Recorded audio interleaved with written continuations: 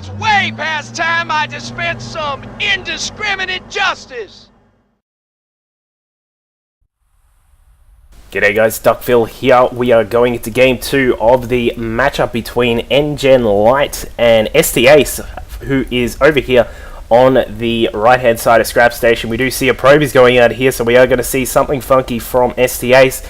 He's taking out game 1 quite easily with some robotics play just straight up at the start. Very safe play, and he took that one quite easily once he moved against Light. So we'll see what happens here. As we said, there is a probe moving out here. I am, to be quite honest, I'm kind of not really surprised to see this sort of play from Ace. He's in GSL. He's done some very risky things. He did some beautiful things, which made me quite a big fan of Ace, which was he did a DT drop with a warp prism, which was fantastic to see. But we do see he's putting a pylon down.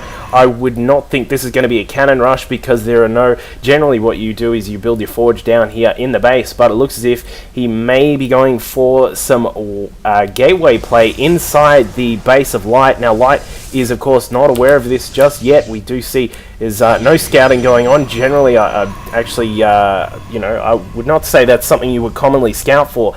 The in-base gateway is something that was actually quite popular during beta, because that was at the time when zealots would come out in about 10 seconds from the gateways, and the gateways, I think they built faster as well, something like that.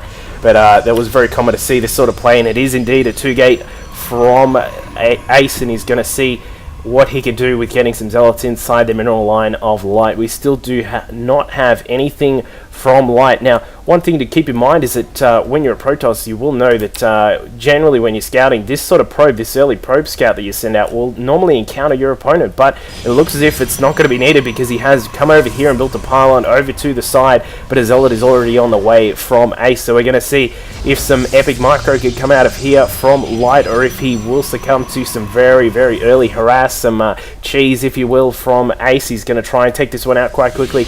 The probe is now coming inside here just to check out what is going on. He does see a standard response from Light, which is to get a second gate up as quick as possible and to chrono out another zealot yourself. So you'll see if he can put it in there, but it looks as if this zealot from Ace is going to get inside the probe, also helping out with his massive 5 damage, and that is 1 probe down, almost 2 probes down here for Light, but his zealot is just way out of position there, going to the other side of the Nexus. A second zealot comes across, and a third.